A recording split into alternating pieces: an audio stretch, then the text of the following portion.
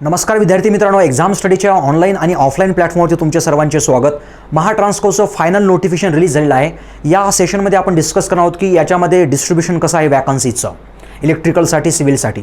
त्याच टाईपमध्ये महत्त्वाच्या डेट्स आहेत, एलिजिबिलिटी असणार आहे, एज्युकेशनल क्रायटेरिया, एज क्रायटेरिया आणि बाकीच्याही इम्पॉर्टंट डेट्स ज्यांचं कोविडच्या पिरियडमध्ये पॅन्डेमिकमध्ये एज बार झालेलं आहे त्यांच्यासाठीची काय सोय असणार आहे आणि बाकीच्याही इम्पॉर्टंट डेट्समध्ये ॲप्लिकेशन कसं करायचं आहे. थोडक्यामध्ये आपण प्रिव्हियस इयरच्या पेपरची ॲनालिसिस थोडक्यात ब्रॉट आउट केली आहे आणि डिटेल सिलेबस कसा असणार, एक्झाम पॅटर्न कसा असणार याच्याविषयी सुद्धा आपण डिस्कस करत आहोत. बघा, महाट्रान्सकोविषयी तुम्हाला सांगण्याची गरज नाही. याच्या अगोदर सुद्धा आपण यूट्यूबवरती आणि आपल्या टेलिग्रामवरती याच्याविषयीचा अपडेट दिलेला आहे. नोटिफिकेशन येणार आहे हे पण आपण इनडायरेक्टली बोललोच होतो आपण मागच्या व्हिडिओमध्ये. यामध्ये जर आपण बघितलं, बघा डिस्ट्रीब्युशन थोडक्यात महत्त्वाचं कसं आहे. ह्या टोटल व्हॅकन्सीज आहेत बघा 170 ॲज अ असिस्टंट इंजिनियर म्हणून ट्रान्समिशनमध्ये. त्यामध्ये जर आपण डिस्ट्रीब्युशन बघितलं पुढचं, नंतर आहेत 25 व्हॅकन्सीज असिस्टंट इंजिनियर टेलिकम्युनिकेशनसाठी. पुढचं आहे बघा 28 व्हॅकन्सीज सिव्हिल इंजिनिअरसाठी ॲज अ एई म्हणूनच आहे, म्हणजे हायर ग्रेड पे आहे बघा, जवळपास ॲट अबाउट 80,000 पर मंथचं पेमेंट असणार आहे. पण सध्या तरी आपल्याला जॉब फार महत्त्वाचा आहे बघा. याच्यामध्ये जर बघितलं 170मध्ये जर बघितलं आपण, ओपनसाठी 60, EWSसाठी 17, OBCसाठी 37, SBCसाठी 3 असतील, NTD 3 असतील, NTC 6 असतील, NTB 4, VJ 5, ST 13 आणि SC 22 असतील बघा. याच्यामध्ये हे रिझर्वेशन बघा, वुमेन रिझर्वेशनसाठी 7 आणि 1 असणार आहे बघा स्पोर्ट्स पर्सनसाठी. त्याच टाईपमध्ये STमध्ये आणि बाकीचं जे उरलं असणार आहे ऑब्व्हियसली मेलसाठी असणार आहे. त्याच्यामध्ये 4 असणार आहेत बघा वुमन रिझर्वेशन आणि 1 असणार बघा sports candidate. Woman reservation, 2 woman reservation, 1 woman reservation, या टाईपमध्ये हे करस्पॉन्डिंग व्हॅकन्सीज. जसं की OBCमध्ये जर बघितलं तर आपण 11 वुमन रिझर्वेशनसाठी आहेत, 2 स्पोर्ट्स कॅन्डिडेटसाठी आहेत, स्पोर्ट्स पर्सनसाठी आहेत. EWSमध्ये टोटल 17पैकी 5 वुमन रिझर्वेशन आणि 1 आहे स्पोर्ट्स. आणि नंतर ओपनमध्ये जर बघितलं आपण इथं मुख्यतः 18 वुमन रिझर्वेशन, 3 स्पोर्ट्स कॅन्डिडेट आणि 1 ऑर्फनसाठी असणार आहे बघा, ऑर्फनसाठी असणार आहे. ओके, दिव्यांगसाठी इकडं मेन्शन केल्याचं आहे बघा त्यांनी याच्या अकॉर्डिंगली. पुढे जर आपण बघितलं तर टेलिकम्युनिकेशनसाठी ॲज अ एईची पोस्ट हे याच्या करस्पॉन्डिंग व्हॅकन्सीज आहेत बघा. ह्याचं डिटेल नोटिफिकेशन तुमच्याकडेही असणार आहे, आपल्या टेलिग्रामवरती सुद्धा आहे आणि हे स्वतः अवेलेबल होणारच आहे बघा साईटवरती. त्यामध्ये तसंच आहे बघा, ओपनसाठी 11, EWSसाठी 2, 4 OBC, SBC, NTD, NTC, इथं VJA, ST आणि फायनली SC यांच्यासाठी. मग करस्पॉन्डिंगली वुमन रिझर्वेशन 1 आणि डायरेक्टली 1 वुमन रिझर्वेशन OBCसाठी आणि इकडे ओपनमध्ये जर बघितलं 3 आणि 1 वुमन रिझर्वेशन आणि स्पोर्ट्स. पुढे जर आपण बघितलं तर सिव्हिलसाठी स्पेसिफिकली एईच्या वॅकन्सीज बघितलं आपल्या 28पैकी 11 ओपन, 3 EWS, 6 OBC या टाईपमध्ये. मध्ये जर बघितलं NTC, NTB, ST आणि हे SC ॲज युज्युअल.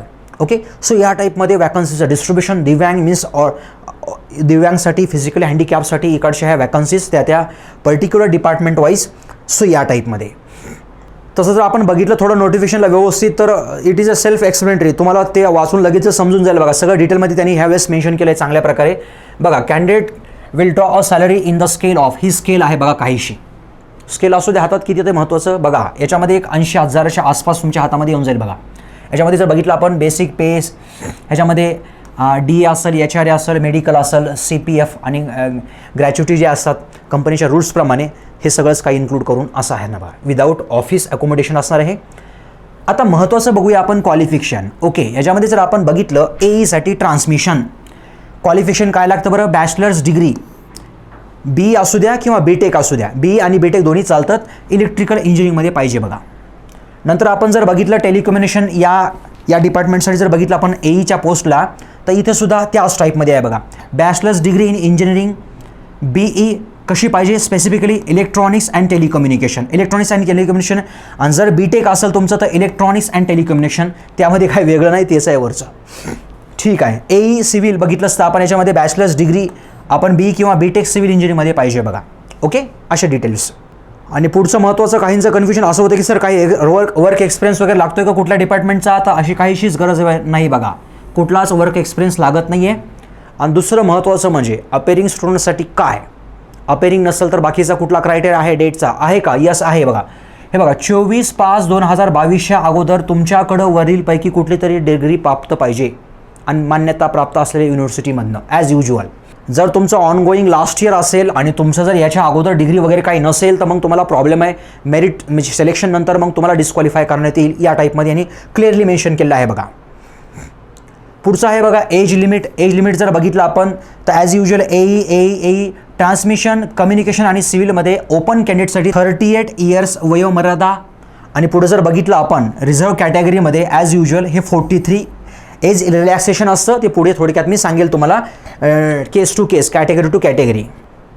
आता इन केस जर कोविडमध्ये एक त्यांनी कोविडचा ड्युरेशन पण मेन्शन केलं आहे बघा, 1/3/2020 पासून 17/12/2021 पर्यंत. जर या ड्युरेशनमध्ये जर तुमची एलिजिबिलिटी एज बारची जर निघून गेली असेल तर त्यांच्यासाठी हे प्रिकॉशन्स आहेत.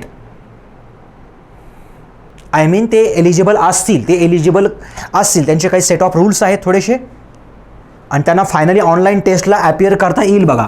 त्यांना ऑनलाईन टेस्टला CBTला अपियर करता येईल या केसमध्ये. याच्यासाठी जर तुम्हाला डिटेल्स हवे असेल तर यांच्या साईटवरती पण बघू शकता, आणि त्याप्रमाणे त्यांनी त्या टाईपचा एक क्रमांक मेन्शन करून त्या टाईपचं रेग्युलेशन तुम्ही बघून घेतलं तरी चालेल.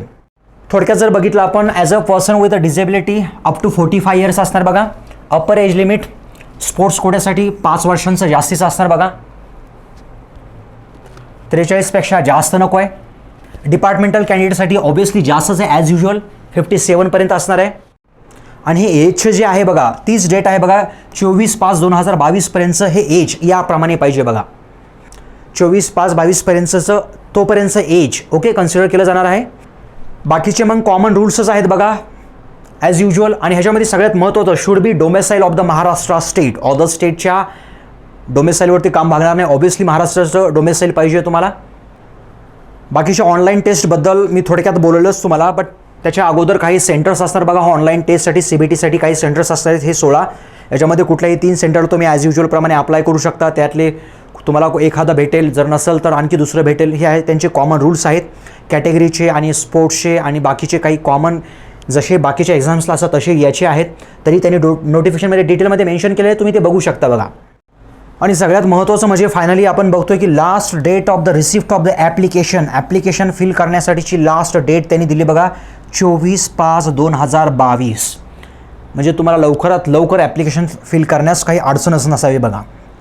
Okay, tentative date of the online test mention केली बघा त्यांनी जून-जुलै 2022. म्हणजेच एक तर जूनच्या एंडिंगला लास्ट वीकमध्ये किंवा जुलैच्या फर्स्ट वीकमध्ये, फर्स्ट म्हणजे स्टार्टिंगलाच ही एक्झाम होईल बघा. फायनली आपण याचा एक्झामचा पॅटर्न डिस्कस करूया बघा थोडक्यामध्ये. याच्यामध्ये जर बघितलं CBT कम्प्युटर बेस्ड टेस्ट असणार आहे ॲज युजल. 150 मार्क्सपैकी असणार आहे.